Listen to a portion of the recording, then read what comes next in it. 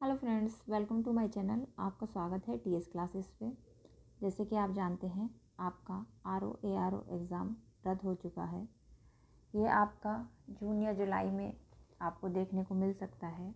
तो फ्रेंड्स, हम अपने चैनल के माध्यम से आपको पॉलिटी पढ़ाएंगे। आप जानते हैं, आपके एटलीस्ट 20 क्वेश्चन आरओ के एग्ज़ाम में आपके पॉलिटी से देखने को मिल जाते हैं। हम आपको कंप्लीट पॉलिटी कराएंगे। और फ्रेंड्स, आपसे मेरा निवेदन है कि आप न्यू चैनल्स को भी प्रमोट कीजिए, उन्हें मौका दीजिए। हमारी जो मन की भावना हो चुकी है कि हम सोचते हैं कि जिस चैनल का ज़्यादा नाम है हम वहीं से पढ़ेंगे, बल्कि वो, मैं ये नहीं कह रही हूँ, चैनल बहुत अच्छे हैं, बहुत लोग पढ़ते हैं, सक्सेस भी मिलती है। तो फ्रेंड्स, अगर हमें अपने टाइम को बचाना है, जितना आपको छोटे चैनल काम करा देंगे, आपको बड़े चैनल में 1 से 2 वीडियो में वो सब कुछ प्राप्त होता है। 1 से 2 वीडियो, 4 वीडियो, 5 वीडियो जाके आपको एक प्रस्तावना का टॉपिक कंप्लीट किया जाता है, या मिनिमम से मिनिमम 2 वीडियो। मैं आपको प्रस्तावना से रिलेटेड इसमें सभी फैक्ट्स यहीं पे करा दूँगी। आप हमारे चैनल को प्रमोट करें, हमें मौका दें, और आपको देखने को मिलेगा कि हम अपने चैनल के माध्यम से आपको कितने अच्छे क्वालिटी के नोट्स प्रोवाइड करा देंगे। आपको बाद में हम पीडीएफ भी देंगे। प्लीज़ फ्रेंड्स, अपना रेस्पॉन्स दिखाएं, अपना रेस्पॉन्स दीजिए, ताकि हम इस सीरीज़ को कंटिन्यू कर सकें। क्योंकि आप अगर रेस्पॉन्स देंगे तो हमें भी मोटिवेट होकर हम भी वीडियो बनाएंगे। वरना फ्रेंड्स, इस तरह से कई बार हम छोटे चैनल को प्रमोट नहीं करते, उन्हें मौका नहीं देता, और क्या होता है कि हमारे हाथ से अच्छे नोट्स निकल जाते हैं। फ्रेंड्स, बाकी तो आपकी मर्ज़ी है, आप कहीं से भी पढ़िए। फिर भी एक बार हमारे चैनल पे आके हमारे वीडियो को थोड़ा सा टाइम दे के देखिए कि आपको इससे लाभ होता है या नहीं। आई होप आप मेरी बात को समझेंगे। आइए स्टार्ट करते हैं। प्रस्तावना हमारे पॉलिटी का बहुत ही मुख्य टॉपिक है। मैं प्रस्तावना से रिलेटेड जितने भी अभी तक एग्ज़ाम में क्वेश्चन बने हैं, वो सभी क्वेश्चन आपको इस वीडियो में पूरा करा दूँगी। आइए देखते हैं प्रस्तावना के स्रोत देख लेते हैं। सबसे पहले हम, जैसे प्रस्तावना का विचार हमने कहाँ से लिया है? तो हमने प्रस्तावना का विचार जो लिया है, हमने लिया है अमेरिका से। तो फ्रेंड्स, आप ये ध्यान रखेंगे कि हमने प्रस्तावना का विचार अमेरिका से लिया है। विचार तो हमने अमेरिका से ले लिया, पर हमने प्रस्तावना की जो भाषा है, जो प्रस्तावना में भाषा लिखी हुई है, वो कहाँ से ली है? वो हमने ली है ऑस्ट्रेलिया से। तो ध्यान रखेंगे, विचार अमेरिका और भाषा ऑस्ट्रेलिया। तो आपको इस तरह से याद रखना है। स्वतंत्रता, समता, बंधुत्व के आदर्श हमने कहाँ से लिए हैं? स्वतंत्रता, समता, बंधुत्व के आदर्श जो हमारे प्रस्तावना में विद्यमान है, वो हमने कहाँ से लिए हैं? वो हमने लिए हैं फ्रेंड्स फ्रांस से लिए हैं। कहाँ से लिए हैं? फ्रांस से। तो याद रखेंगे, स्वतंत्रता, समता और बंधुत्व के आदर्श। स्वतंत्रता, समता, बंधुत्व। समता ध्यान रखेंगे। आइए आगे देखते हैं।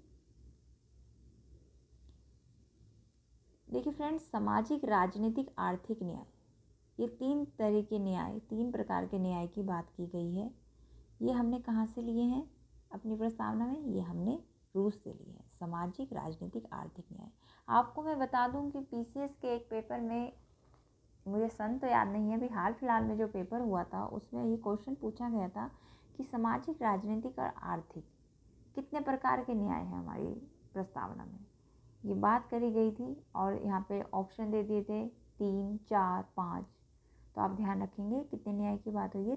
3 प्रकार के न्याय की बात हुई है। तो ध्यान रखेंगे, सामाजिक, राजनीतिक, आर्थिक न्याय की बात हुई है, और ये हमने कहाँ से लिया है? रूस से लिया है। आइए ये भी देख लेते हैं।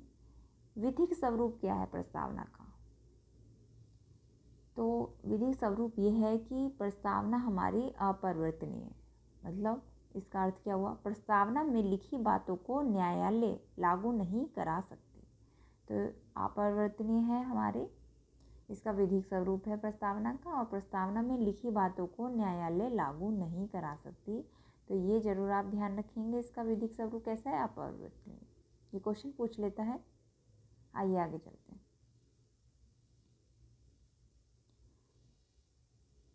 अब फ्रेंड्स, मैं आपको बताना चाहती हूँ कि प्रस्तावना से रिलेटेड कुछ केस पूछ लेता है हमारे एग्ज़ाम में। तो आइए केस के बारे में देख लेते हैं। देखिए, हमारा एक केस है बहुत ही फेमस, बेरुबारू केस, जो हमारा 1960 में आया था। नाम ध्यान रखेंगे। इसमें क्या कहा गया? इसमें कहा गया प्रस्तावना संविधान का भाग नहीं है। इसमें बताया गया कि संविधान का भाग प्रस्तावना नहीं है और ये असंशोधनीय है, मतलब इसमें संशोधन नहीं किया जा सकता। बेरुबारू केस में जो 1960 में आया आपका, इसमें बताया गया कि प्रस्तावना संविधान का भाग नहीं है और इसमें कोई संशोधन नहीं किया जा सकता। तो ध्यान रखेंगे। फिर फ्रेंड्स, एक केस आया आपका 1973 में, इसे देख लेते हैं। 1973 में जो आपका केस आया, ये था केशवानंद भारती केस। सन याद रखेंगे, कई बार ये केस देख के सन मिलान में दे देता है, तो ये आप ध्यान रखेंगे। प्रस्तावना संविधान का भाग है, ये क्या कहता है? प्रस्तावना संविधान का भाग है, और भाग है तो ये संशोधनीय भी है, इसमें संशोधन किया जा सकता है। तो ये आप दोनों केस याद रखेंगे, काफ़ी इंपॉर्टेंट है, पूछ लिए जाते हैं, आज तक पूछे भी गए हैं। ऐसे मैं वही लेके आई हूँ अपनी PDF में, जैसे क्वेश्चन पूछे गए हैं या पूछने की संभावना है। आइए आगे देखते हैं। प्रस्तावना। देखिए, प्रस्तावना में जब केशवानंद भारती केस ने कहा कि प्रस्तावना संशोधनीय है, तो इसमें कोई संशोधन हुआ या नहीं, आपके मन में ये सवाल आना चाहिए। तो ठीक है, हम आपको बताना चाहते हैं कि इसमें संशोधन हुआ है। क्या संशोधन हुआ है इसमें? इसमें संशोधन हुआ है 42वां संशोधन, 42 संशोधन इसमें जो हुआ है, अमेंडमेंट 1976 में। इससे क्या संशोधित किया गया? इससे हमारी प्रस्तावना में 3 शब्द जोड़े गए। वो 3 शब्द पूछ लिए जाते हैं। ये शब्द हैं समाजवाद, पंथ निरपेक्ष अखंडता। समाजवाद, पंथ निरपेक्ष अखंडता 42 संविधान संशोधन के द्वारा 1976 में ये जोड़ा गया। अब फ्रेंड्स, बात उठती है कि जब संशोधन हुआ है तो कितनी बार संशोधन हुआ है? तो मैं आपको बता दूं, अब तक एक बार हमारी प्रस्तावना में संशोधन किया गया है, और ये कब से होने लगा? जब केशवानंद भारती केस आया 1973 में, और बताया गया कि प्रस्तावना संशोधनीय है। आइए आगे देखते हैं। हमारे संविधान की शक्ति का स्रोत प्रस्तावना किसे बताता है? तो हमारे संविधान की जो शक्ति का स्रोत है वो कौन है? हमारी जनता। जनता में हमारी शक्ति निहित है। जैसे कि आपने अगर प्रस्तावना कभी पढ़ी हो, तो हमारी प्रस्तावना की लाइन है, हम भारत के लोग, we the people of India. तो ये ध्यान रखेंगे आप। आइए अब एक क्वेश्चन देख लेते हैं। क्वेश्चन है आपका कि निम्नलिखित में से कौन सर्वोच्च है? भैया आपको ऑप्शन दे दिए गए हैं, न्यायपालिका, कार्यपालिका, संविधान, राष्ट्रपति, प्रधानमंत्री। तो देखिए, हमारा चाहे राष्ट्रपति हो, चाहे प्रधानमंत्री हो, चाहे हमारी न्यायपालिका या कार्यपालिका, इसमें सबसे सर्वश्रेष्ठ है हमारा संविधान। तो ये ध्यान रखेंगे आप। आइए अब इसकी प्रकृति की बात कर लेते हैं। संविधान की प्रकृति कैसे है प्रस्तावना के अनुसार? तो संविधान की प्रकृति है, भारत एक संपूर्ण प्रभुत्व संपन्न, समाजवाद, पंथ निरपेक्ष, लोकतंत्रात्मक गणराज्य है। भारत एक संपूर्ण प्रभुत्व संपन्न, समाजवाद, पंथ निरपेक्ष, लोकतंत्रात्मक गणराज्य है। ये ध्यान रखेंगे आप। आइए आगे देखते हैं। अब प्रस्तावना के उद्देश्य के बारे में बात कर लेते हैं कि संविधान से लेकर प्रस्तावना की क्या उद्देश्य रहे हैं। तो भाई, हमारी प्रस्तावना में हमें न्याय की बात की गई है, स्वतंत्रता की बात की गई है, समता की और बंधुत्व की। न्याय हमने कहाँ से लिए हैं? आपको मैंने अभी अपनी पिछली स्लाइड में बताया था, हमने रूस से लिए हैं। तो ये आप ध्यान रखेंगे, रूस से लिए हैं। और कितने प्रकार के न्याय की बात की गई है? 3 प्रकार के। कौन कौन से हैं ये? सामाजिक, आर्थिक, राजनीतिक। सामाजिक, आर्थिक, राजनीतिक।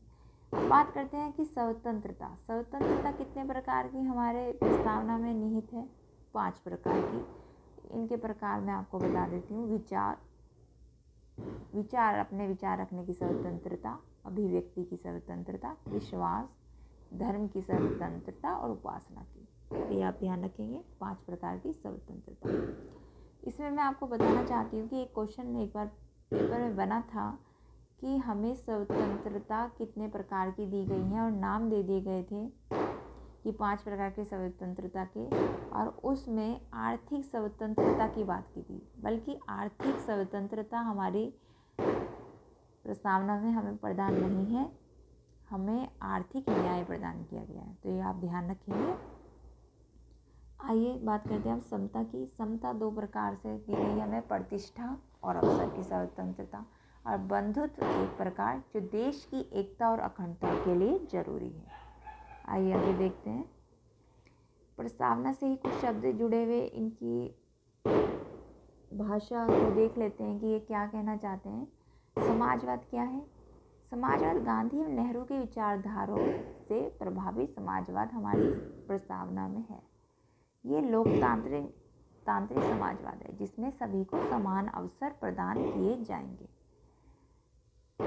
देखिए केस आया था डीसी नकारा केस 1982 में। ये केस पूछ लेते हैं तो नाम ध्यान रखेंगे, डीसी नकारा केस 1982 में क्या कहा गया है? में न्यायपालिका ने उल्लेख किया है कि हमारा समाजवाद नेहरू और गांधी की विचारधारा पर आधारित है। नेहरू और गांधी की विचारधारा पे मतलब सभी को समान अवसर, समान जीने का अवसर, समान कार्य करने का अवसर, ये नेहरू और गांधी की विचारधारा का समाजवाद है। आइए आगे देखते हैं। लोकतंत्रात्मक क्या है? जहां अंतिम शक्ति जनता में निहित हो। लोकतंत्र क्या है? जहां शक्ति जनता के हाथों में हो। जैसे हम सरकार बना भी सकते हैं, गिरा भी सकते हैं। देखिए लोकतंत्र 2 प्रकार के होते हैं, प्रत्यक्ष और अप्रत्यक्ष। भारत में कैसा लोकतंत्र है? भारत में लोकतंत्र है जहां जनता के प्रतिनिधि चुने जाते हैं, जनता अपना प्रतिनिधि चुनती है।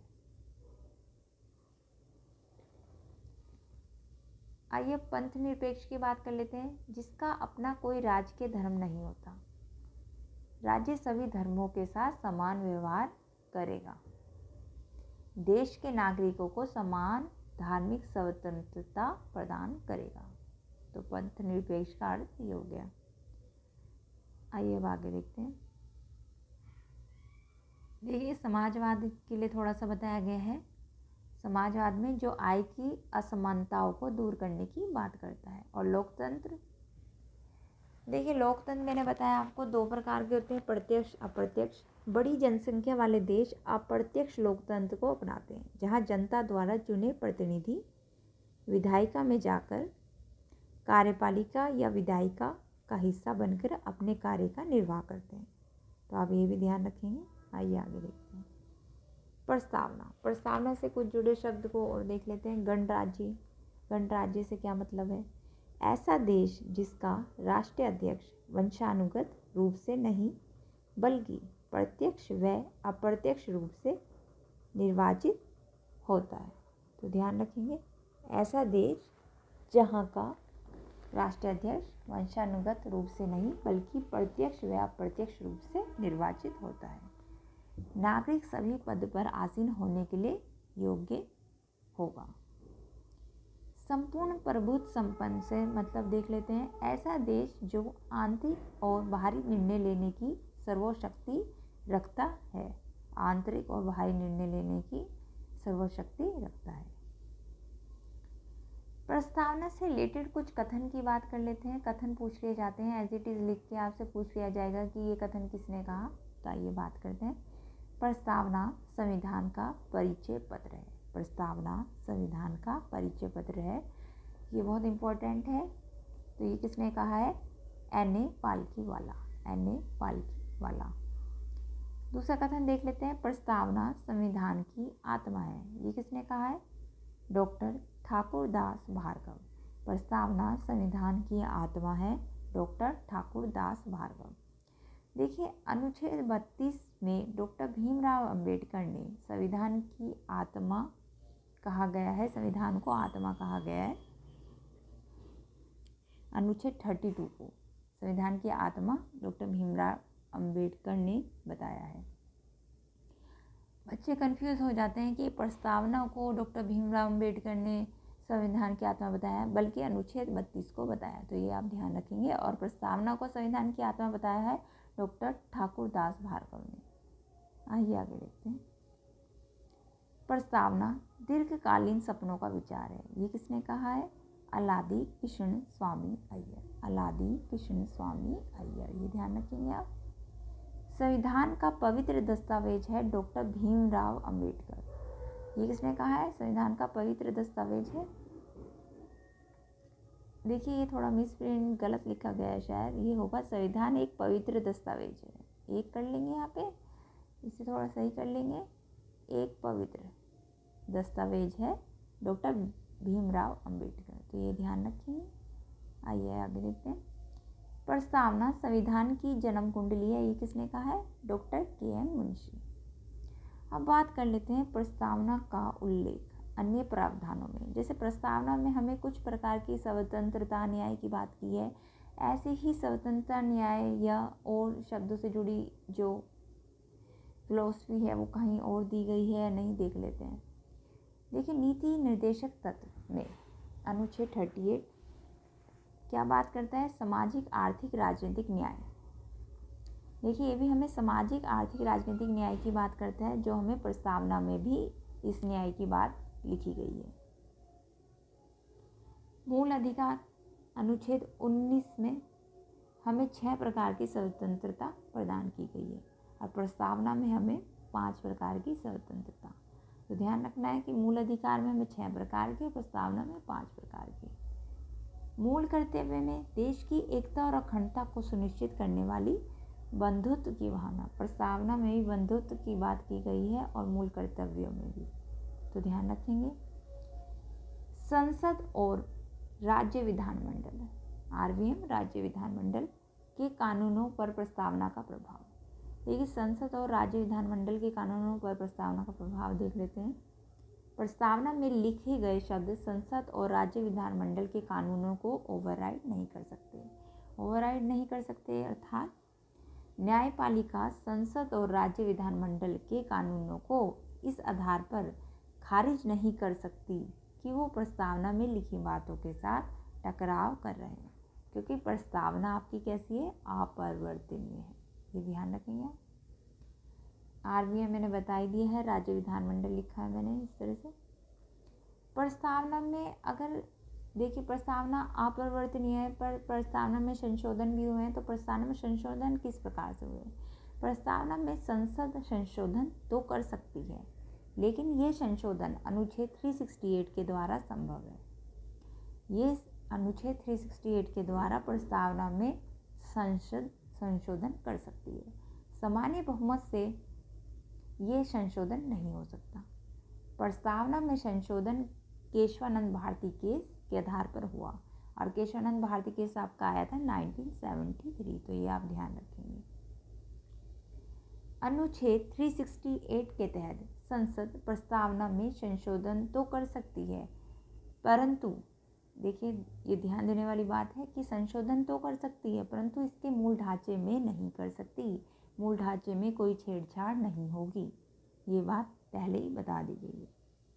हमारी प्रस्तावना में जो पंथ निरपेक्षता, गणतंत्रात्मक व्यवस्था शब्द ये हैं, ये सब हमारे संविधान का मूल ढांचा, और इसमें जो संशोधन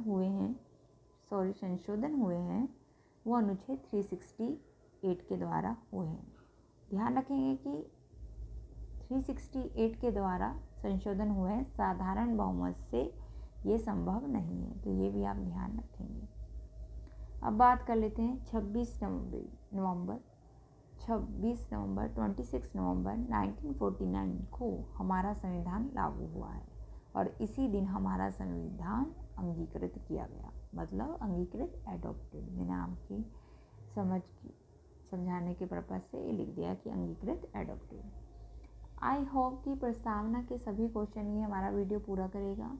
आप हमें सपोर्ट करिए, हमें मौका दिए और आप देखेंगे कि आपको बहुत ही अच्छे नोट्स प्रोवाइड हो जाएंगे यहाँ से। Friends, please like, share and subscribe my channel. Thank you friends.